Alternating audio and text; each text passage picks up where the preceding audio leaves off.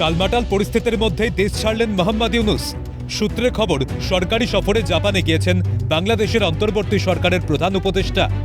ইতিমধ্যেই বাংলাদেশ ছেড়েছেন ইউনূস ঘনিষ্ঠ মার্কিন রাষ্ট্রদূত ট্রেসি অ্যান জ্যাকবসন। আর এই আবহে বাংলাদেশ জুড়ে জঙ্গি দমনে নেমেছে ওয়াকারুজ্জামানের নেতৃত্বাধীন সেনাবাহিনী। সূত্রে খবর, ইউনূস ঘনিষ্ঠ তথা জাতীয় নাগরিক পার্টির অন্যতম সদস্য গাজী সালাউদ্দিন তানভীরকে ইতিমধ্যেই নজরবন্দি করা হয়েছে।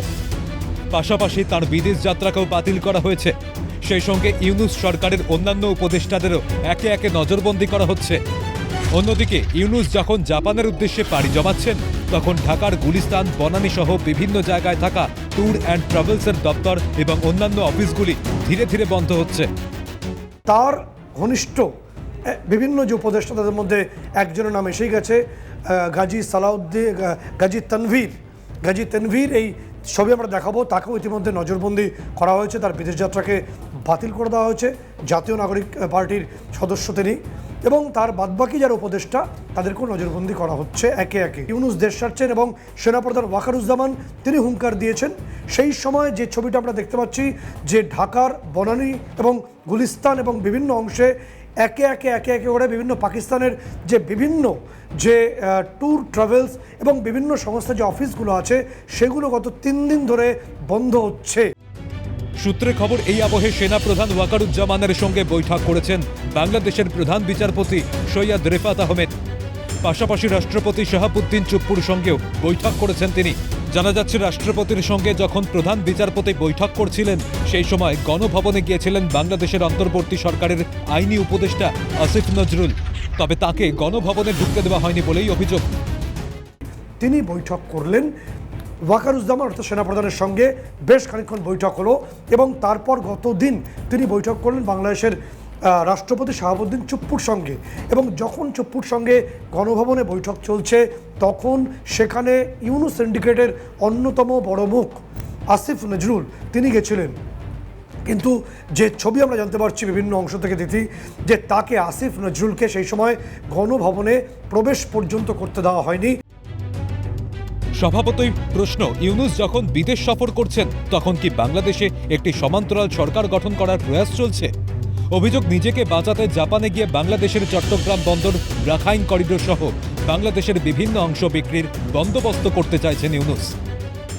জাপানে গিয়ে তিনি বাংলাদেশের যে বিভিন্ন অংশ, অর্থাৎ যেমন চট্টগ্রাম পোর্ট, যেমন তোমাকে বলবো যে রাখাইন করিডোর, এই অংশগুলোর যে বিক্রির যে বন্দোবস্তকে চূড়ান্ত করতে তিনি ন্যাটো গোষ্ঠীভুক্ত জাপান এবং আমেরিকার অত্যন্ত ঘনিষ্ঠ জাপানে গিয়ে তিনি চূড়ান্ত করতে চাইছেন নিজেকে বাঁচানোর জন্য। কি সেই প্রশ্ন আসছে। এই পরিস্থিতিতে চট্টগ্রাম থেকে 12,000 সামরিক পোশাক উদ্ধার করেছে বাংলাদেশ সেনাবাহিনী। অন্যদিকে মঙ্গলবার রাতে ঢাকায় অভিযান চালিয়ে অন্তত 6 সন্ত্রাসবাদীকে গ্রেফতার করা হয়েছে। চট্টগ্রাম সংলগ্ন অংশ থেকে বিভিন্ন ক্যামোফ্লেজ যে ইউনিফর্ম যেগুলো আর্মিরা ব্যবহার করে থাকে, তার প্রায় 12,000 ইউনিফর্ম সেনা গতরাতে উদ্ধার করেছে। একই সঙ্গে ঢাকার বিভিন্ন অংশে চেকিং গেট বসিয়ে অন্তত 6 সন্ত্রাসবাদীকে সেনাবাহিনী গ্রেপ্তার করেছে। জানা যাচ্ছে, মোহাম্মদ ইউনূসের হাতে প্রতিরক্ষা সহ 6টি দপ্তর রয়েছে। আর প্রতিরক্ষা দপ্তরের হাতে থাকার সুযোগ নিয়ে মার্কিন প্রবাসী খলিলুর রহমানকে বাংলাদেশের জাতীয় নিরাপত্তা উপদেষ্টার পদে নিযুক্ত করেছেন ইউনূস। সূত্রে খবর, বাংলাদেশের প্রতিরক্ষা মন্ত্রী হিসাবে সেনা প্রধানকে সরানোর জন্য রাষ্ট্রপতি শাহাবুদ্দিন চুপ্পুকে একটি নোট পাঠিয়েছিলেন তিনি। আর বিষয়টি জানার পরেই ইউনূসের সঙ্গে সম্পর্কের অবনতি হয় বাংলাদেশের সেনা প্রধানের। তিনি মূলত ওয়াকারুজ্জামানের বিরুদ্ধে একটা অভিযোগ তৈরি করতে চেয়েছেন। সেটা করার পরই প্রতিরক্ষা মন্ত্রী, অর্থাৎ তিনি যেহেতু প্রতিরক্ষা দপ্তরের দায়িত্বে রয়েছেন মোহাম্মদ ইউনূস, প্রতিরক্ষা মন্ত্রী হিসেবে তিনি নির্দিষ্টভাবে তিনি ওয়াকারুজ্জামানের বিরুদ্ধে একটা নোট পাঠিয়ে দেন রাষ্ট্রপতির কাছে তাকে সরিয়ে দেওয়ার জন্য। প্রতিরক্ষা মন্ত্রী হিসেবে মোহাম্মদ ইউনূস এই ক্ষমতাটা ইতিমধ্যে প্রয়োগ করেছেন, যেটার পরই এই ঘটনা, অর্থাৎ বাংলাদেশ জুড়ে সেনা প্রধানের সঙ্গে মোহাম্মদ ইউনূসের চূড়ান্ত সম্পর্কের অবনতি। অন্যদিকে খলিলুর রহমানের নিয়ন্ত্রণে থাকা সেনাবাহিনী বাংলাদেশের লালমনিরহাট এয়ারবেস দিয়ে ভারতকে হুমকি দেওয়ার চেষ্টা করছে। আর বাংলাদেশের এই হুমকির জবাব দিতে তৈরি রয়েছে ভারতীয় বায়ুসেনা। পাশাপাশি সক্রিয় রাখা হয়েছে ভারতের এয়ার ডিফেন্স সিস্টেমকেও। এছাড়া বাংলাদেশের তরফ থেকে আসা যে কোনো রকম প্ররোচনার কড়া জবাব দিতে তৈরি রয়েছে ভারতীয় নৌসেনার যুদ্ধ জাহাজও। থেকে মাত্র 22 কিলোমিটার দূরে হলো এই ফেনী নেক, যেটাকে যদি আমরা কেটে দিই, বিচ্ছিন্ন করে দিই, তাহলে এন্টায়ারলি চট্টগ্রাম থেকে বাংলাদেশ এবং পার্বত্য অংশ থেকে বাংলাদেশ বিচ্ছিন্ন হয়ে যাবে। এবং এই যে বঙ্গোপসাগর, যেখানে আমাদের আইএনএস বিক্রমাদিত্য রয়েছে, আমাদের ক্যারিয়ার ব্যাটেল গ্রুপ রয়েছে, এই ক্যারিয়ার ব্যাটেল গ্রুপ মাত্র কদিন আগে পাকিস্তানের করাচি পোর্টে যে ঘটনা ঘটিয়েছে, এবং আমাদের এই ক্যারিয়ার ব্যাটেল গ্রুপের রণংদেহী মূর্তি দেখে পাকিস্তানের যুদ্ধ জাহাজগুলো পালিয়ে গেছিল। ফলে বাংলাদেশের সেনাবাহিনীর একটা অংশ, যারা খলিলুর রহমান এবং ইউনুসকে সমর্থন করছে, তাদের বুঝতে হবে যে আমাদের ক্যারিয়ার ব্যাটেল গ্রুপ যদি ভুলক্রমেও যদি এই ফেরির ট্র্যাকের দিকে অগ্রসর হয়, তাহলে বাংলাদেশ অন্তত 4টে ভাগে বিভাজিত।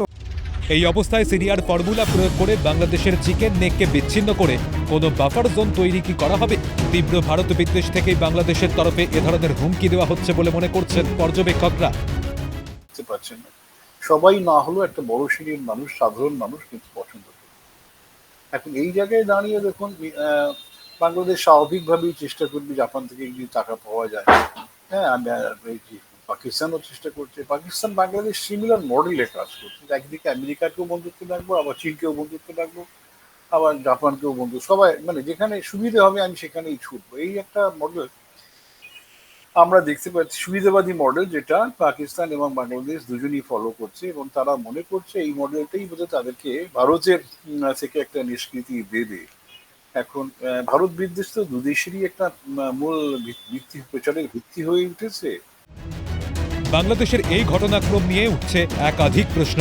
নিজেকে বাঁচাতে কি তড়িঘড়ি জাপানে পাড়ি দিলেন ইউনুসের বায়ুসেনা ঘাঁটির হুমকির জবাবে প্রস্তুত ভারতের রাফাল? প্রশ্ন আন্তর্জাতিক মহলের। সত্যজিৎ মুখোপাধ্যায়ের রিপোর্ট, ক্যালকাটা নিউজ।